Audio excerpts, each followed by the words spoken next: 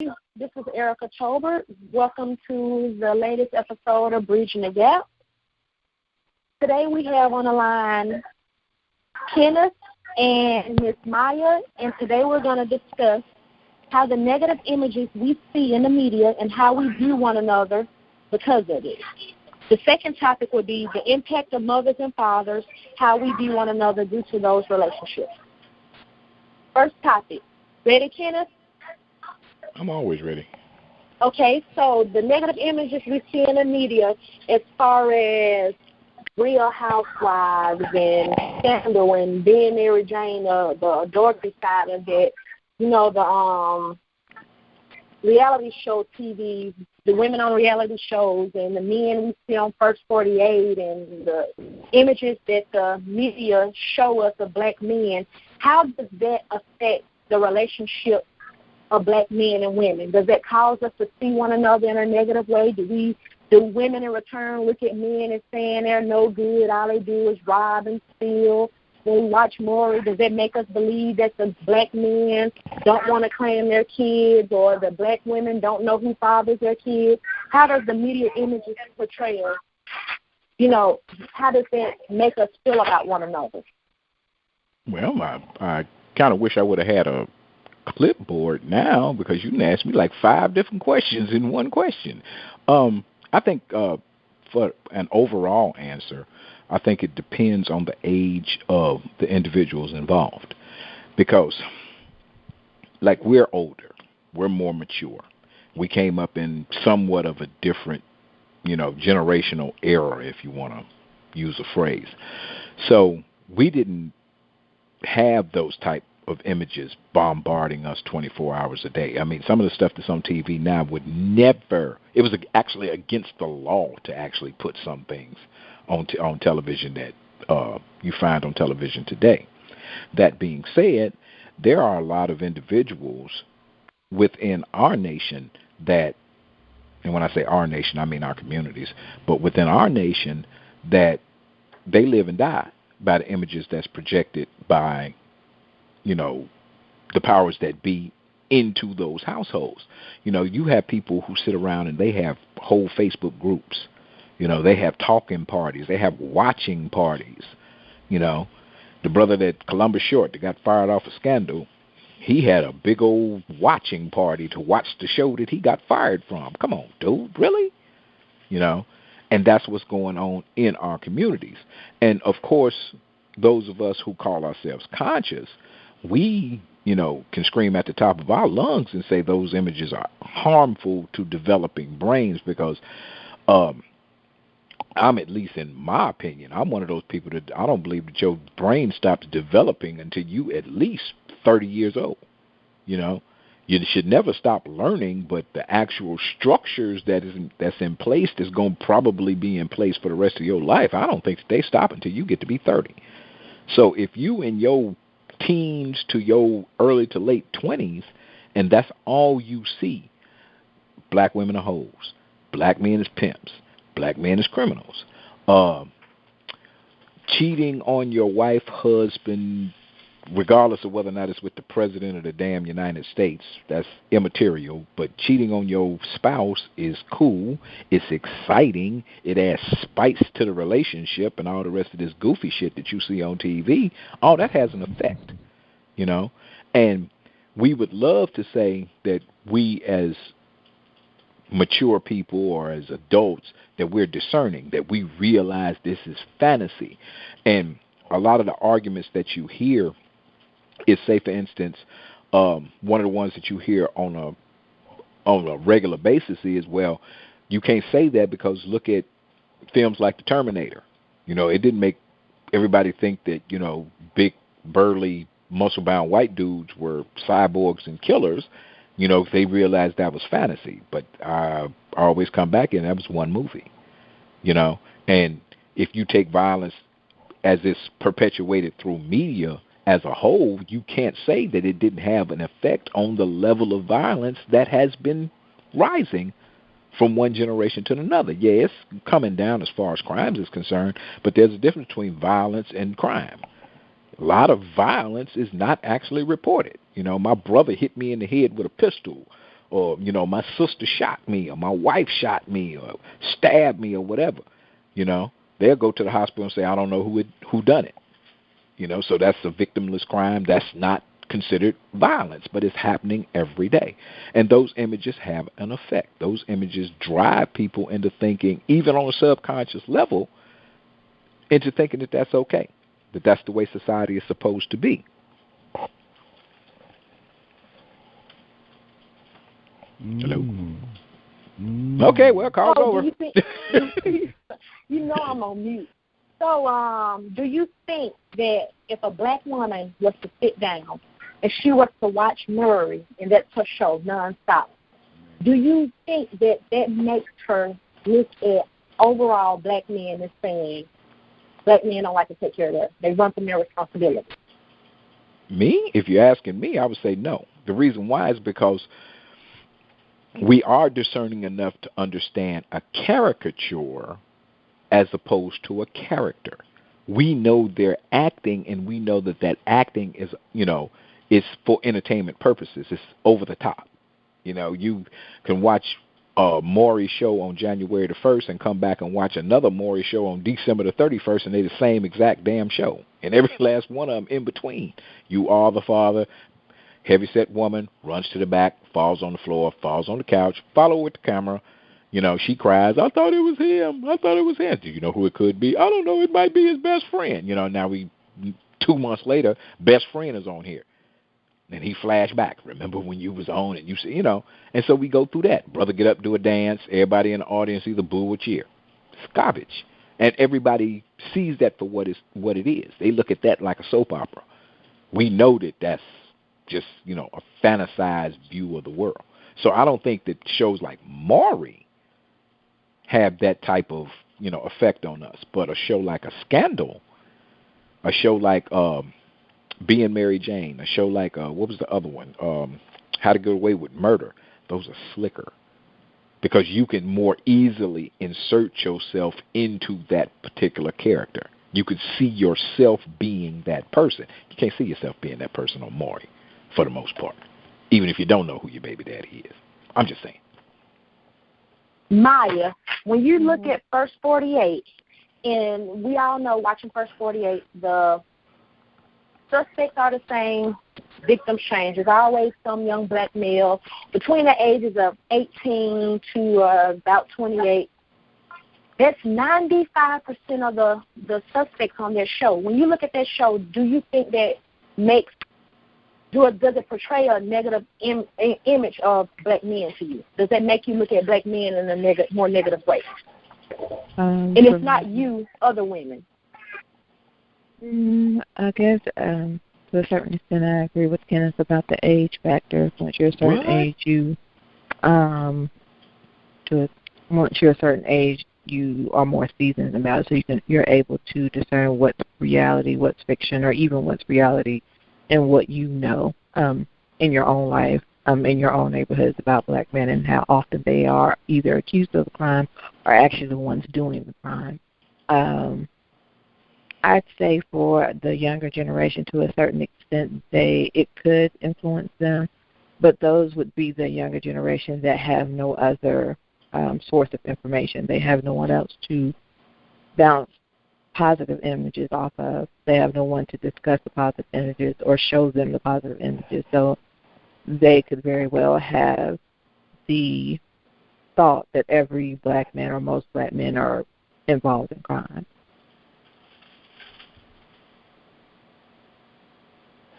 Short and to the point. Tina, you want to rebut? There's really nothing to rebut in a situation like that. It is because I agree with everything that she said.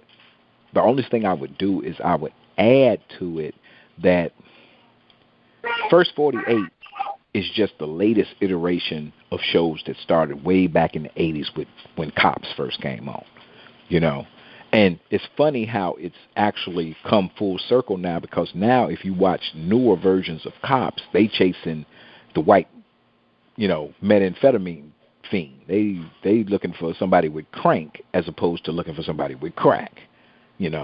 They dealing more even-handedly with how they portray poor people, but the damage has already been done. But this is something that we've been dealing with for years and years and years and years, and First 48 is not doing anything to add to something that's already at critical mass. You know, they could take First 48 off right now. They could take every show that portrays us in a negative light as far as criminal behavior is concerned. They could take all of those off TV.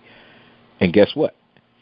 That image that they have created in the vast majority of America's minds, and even some would even say the vast majority of people around the world, will be there. And it will be there until we change the narrative, until we start putting stuff on TV that shows us in a more positive light as opposed to a more negative light. But then again, you know, it's a business. And positive images don't sit people in the seats. That don't put eyeballs on the screen. It's only negativity that, because that's one of the things that they've become excessively good at as well, is making sure that our mentality craves negativity as opposed to positivity. A lot of people say we need to bring back the Cosby Show. Cosby Show wouldn't survive in today's TV world. It's not exciting enough, you know. Nobody would watch it. And I tend to agree. I don't think that anybody would watch it because we've been conditioned. I would probably watch it. Those of us and you, I would probably watch it. But we've been conditioned to look for things that get our adrenaline going. You know what I mean? That make neurons fire in our brain. And nothing does that like violence and sex. Especially if it's illicit sex. Especially if it's sex that comes along with violence. You know, which is the appeal of scandal.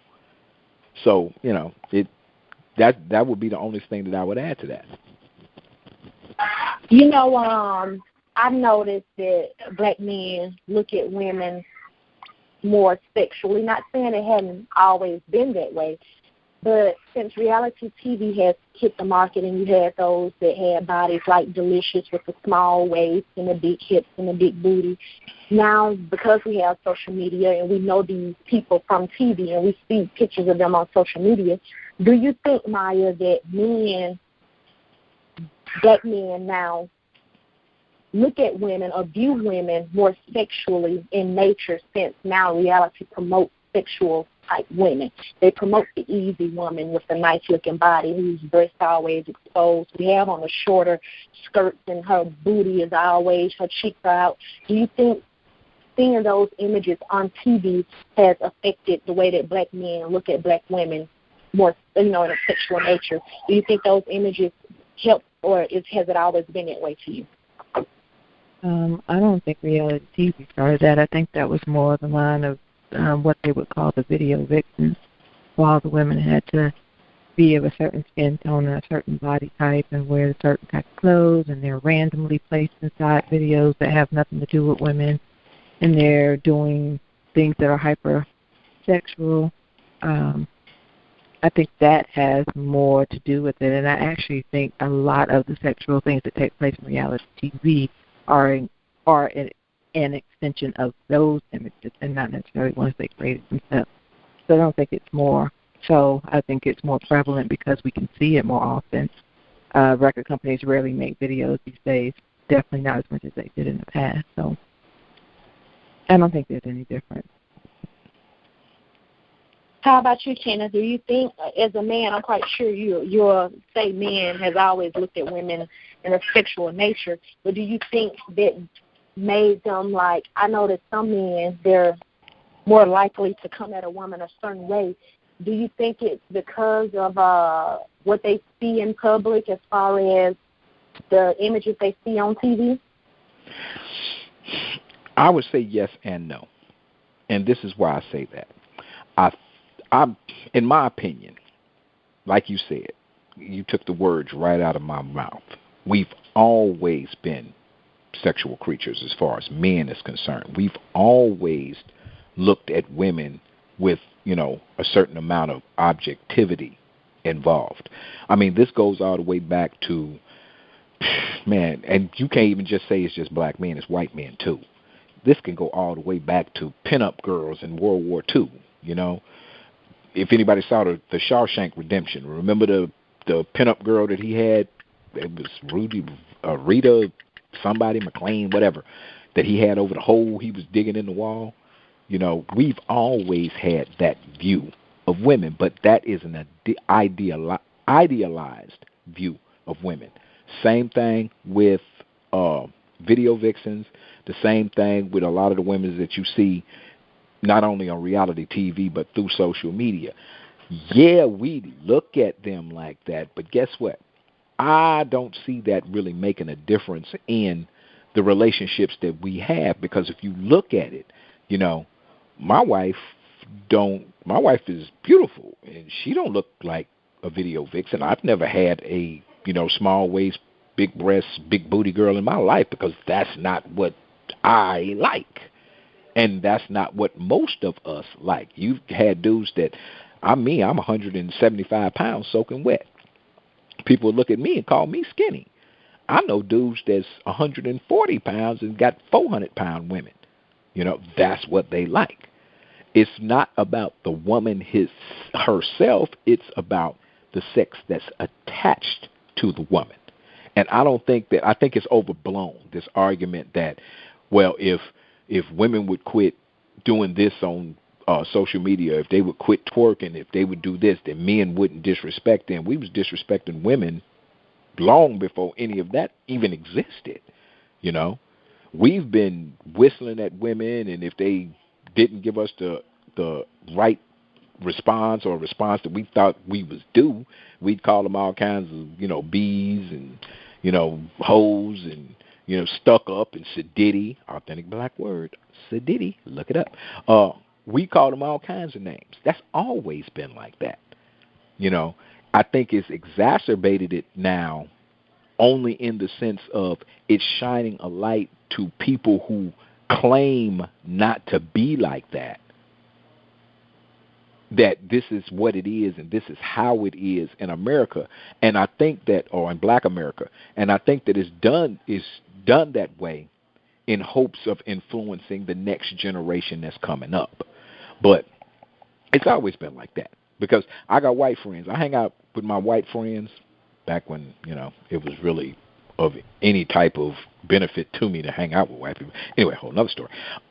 When I hang out with my white friends, we sit around and we go to Hooters and we drink beer, and you know what they do? The same exact shit that my partners do at the hood. You know, when we go to the strip club, or we go to the club and we, you know, drinking Mickey's, you know what I mean, or drinking Crown Royal, they do the same exact. Man, look at the ass on that girl. You know, objectify women.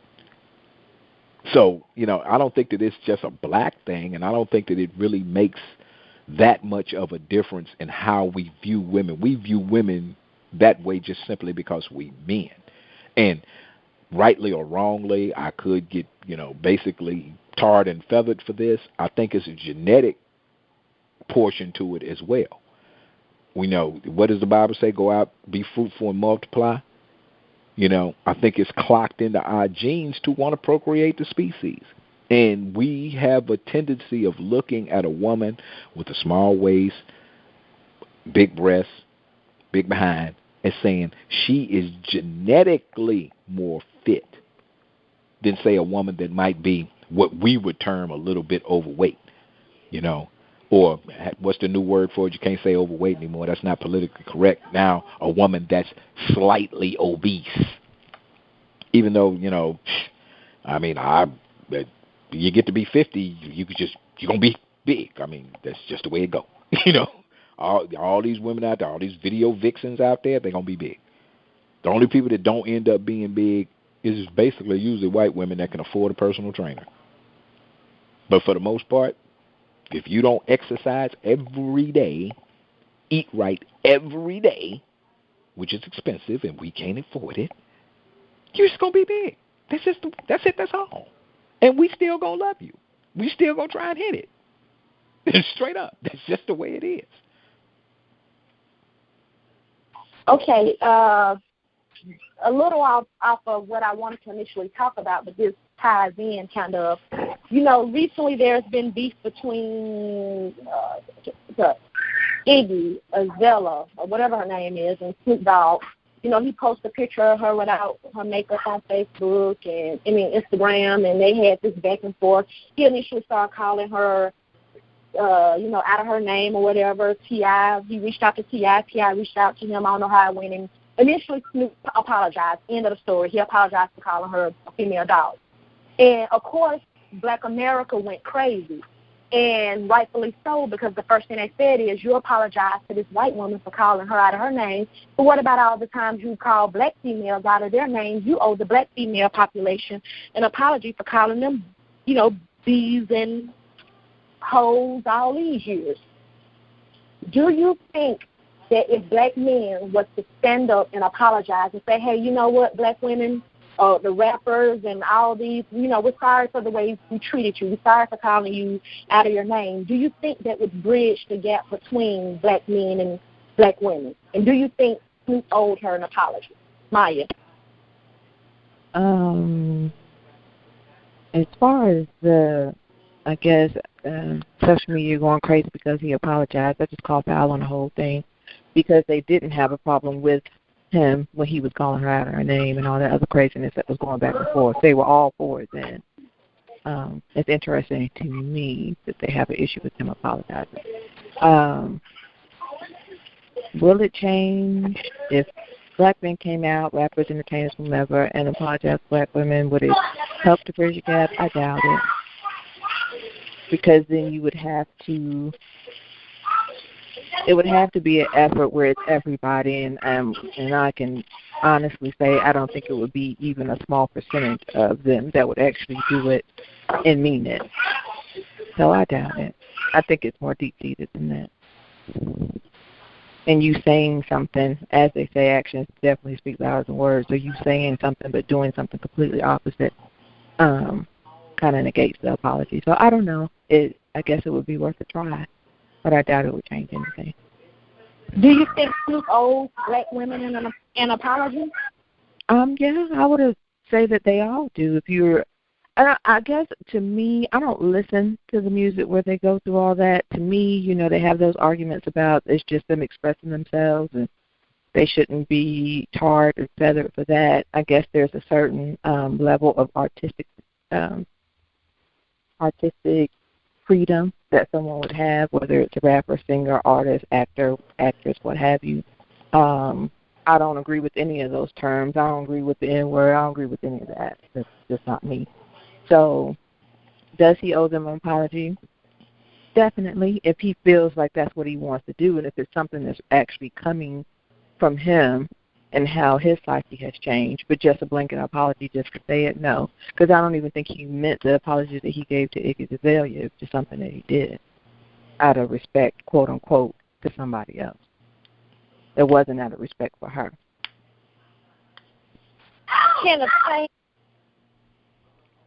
Same question. Do you think Snoop owed black women an apology? And how do you feel about him apologizing to Iggy before apologizing to the sisters? As far as the Iggy and Snoop and T.I., who cares? I think it came, what it came across as? It came across as, back in the day, if you was from the inner city, and especially the bigger cities, because this might not have happened back in the day in small towns. I don't know if it did, I don't know if it didn't, but I know I came up in the hood in a big city. It used to be a time that you could see prostitutes and they pimps out on the street. Now, if I had a prostitute and this guy across the street that I don't know had a prostitute, or a guy that I do know, but we just in the same game, so, we adversaries to a certain extent. Anyway, my girl and his girl have words. I say something out the way to his girl. Now, I got to go and apologize first to her pimp, to her man, because I disrespected him and not her. That's what this is looking like to me. That he can give a damn about Iggy Azalea. You know what I mean? She flash in the pan. 2 years from now, we're going to be asking, what the hell ever happened to her? And I think he was more concerned about making sure that he didn't harm T.I.'s money. Because now people talking about this more than they're talking about the fact of whether or not, this beef between her and Nicki Minaj and some of the other black female rappers that's saying, you biting. You over here meddling in something that ain't got nothing to do with you. So now this is overtaking that particular argument and is bringing negative attention on her career. So he felt like he got to go to T.I. and he got to say something to T.I. That's what it comes across to me. Who fucking cares? I'm sorry, excuse my language. Who cares? Who gives whatever? What the problem is the overall question that you ask. Is it time or will it do any good for us as black men as a whole to basically apologize to black women for the things that we've done? Yes, we should. I mean, every time I step on my crank with my wife, I apologize. That's what we do. When you make a mistake, that's what you do. If I disrespect Erica in some kind of way, even if I have to hit her on an IM, if I can't call her, I hit her on an IM. Hey, I'm sorry, I got out there and I said something that was wrong. You know what I mean? If me and Genuine, if we fall out about something, I'm going to hit you on the side. Hey, my bad, I'm sorry. That's what we do. But a blanket apology to me from black men to black women works like a blanket apology from the United States government to black people for slavery. Okay, you sorry, who gives a shit? What you going to do? What you going to do to change your behavior? And I think that's a thing that has to be worked out between each individual party that's, feeling some sort of ill will toward each other. Because when it all comes down to it, it's all individual. There is no large group of black men who hate a large group of black women. That doesn't exist. All of ours is one big compendium of individual interactions between individual people. And it's been like that. We didn't start calling sisters bees since gangster rap came along. All gangster rap did was just making an art. It's an art that many people don't agree with. It's an art that many people don't listen to. I listen to it because I like beats. You know what I mean? I used to be a time, for example, you want to hear the Sugar Hill Gang? Word for word, bang, bang, bang, bang, bang. I like Click by Jay-Z and Big Sean and, Kanye West. I like it because of the beat. Can I say the words? Absolutely not. Because I don't listen to the words. All I listen to is the beat because they ain't talking about nothing. I don't listen to today's rappers because they're not talking about nothing. And the vast majority of people, especially in black America, this is another point that we miss about this particular argument.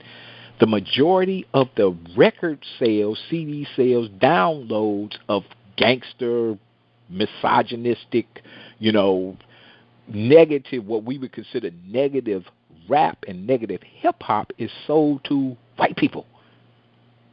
We don't buy that. You know what I mean? Yeah, you got some kids that can kick it, but, the average kid I know out there that likes hip-hop is trying to be an artist.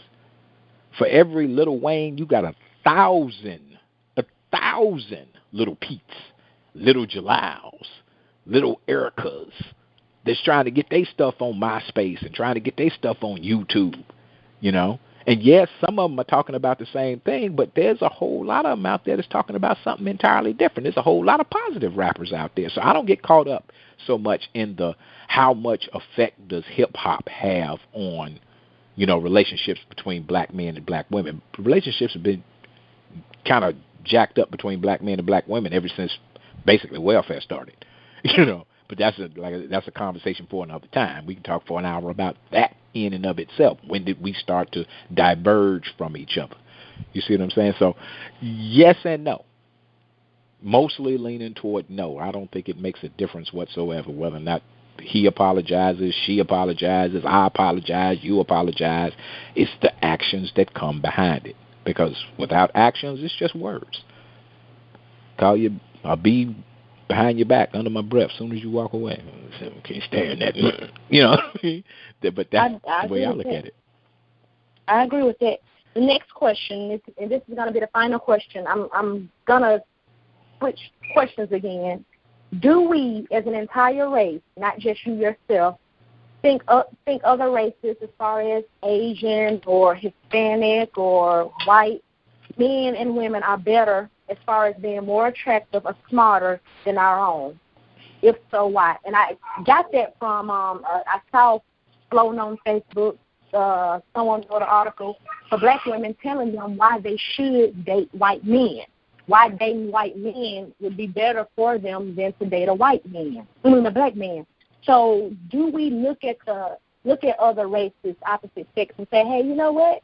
Being with them might be better than being, or, just not so much even just in a relationship. Do we view them as being smarter or more protective or better providers or better fathers or more family-oriented? How do we view them, or do you think as a whole race we view them as being better than our own when it comes to the opposite sex? Ladies first. I don't know if there's a race that we view other races as being better than us. I think there are certain stereotypes that are out there as far as Hispanic families or Asian family, white. There are certain stereotypes that are out there that focus on that as far as, Asians being smarter, Hispanics looking out for each other.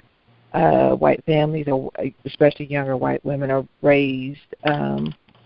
They go through high school, especially when they get in college, they're taught to, start looking for their husband and get that solidified before they graduate, things like that. But I think those are stereotypes. I don't think it's anything that one race actually does, and we can have any actual proof of it that it happens 100% of the time.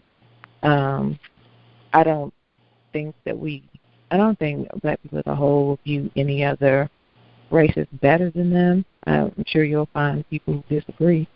I don't know what article that you read as far as dating, or black women should date white men or try it.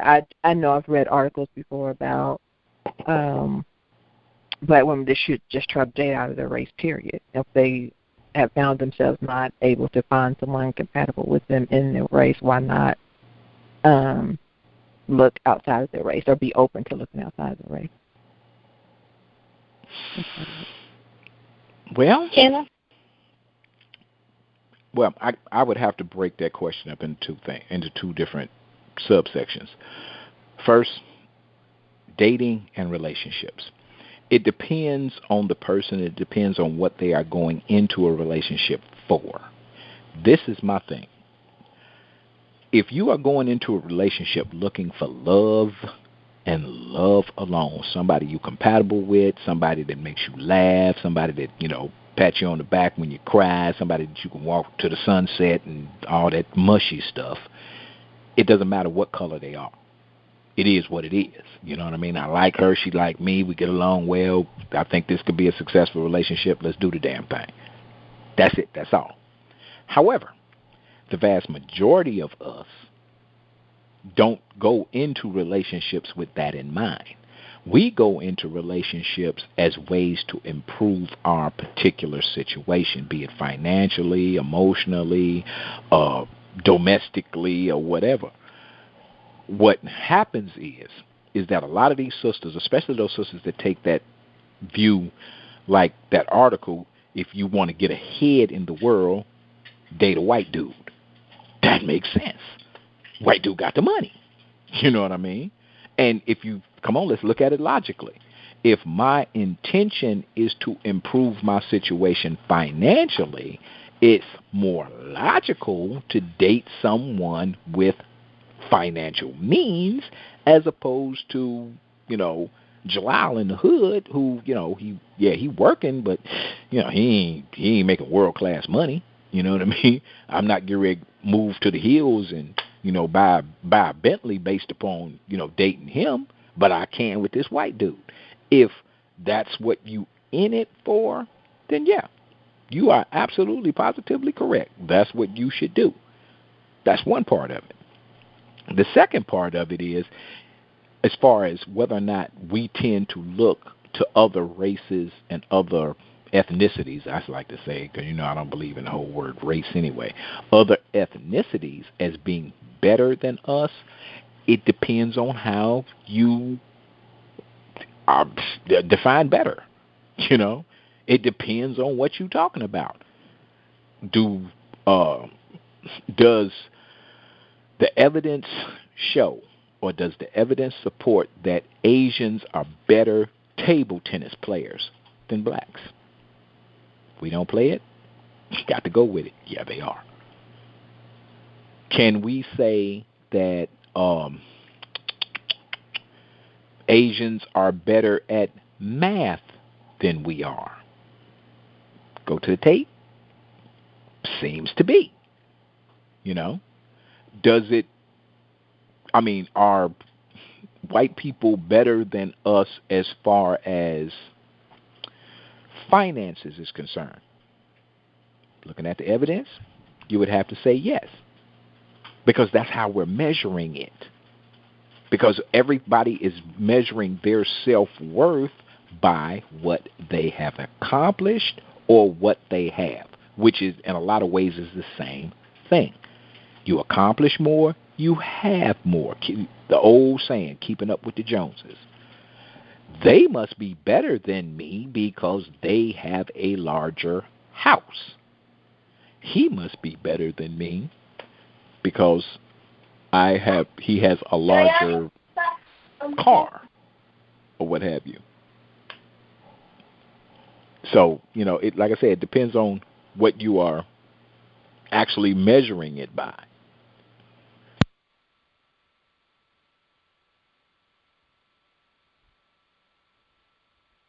I definitely agree with that 100%. And that would conclude today's or this week's Bridging the Gap. I would like to thank you, Maya, and thank you, Kenneth, for joining in a conversation and taking time out today to help us with Bridging the Gap. Anytime. And hey, y'all always welcome on my show every day, 1 p.m. Central Standard Time, Real Talks with Jalal Tariq. And anytime you need me, just give me a call.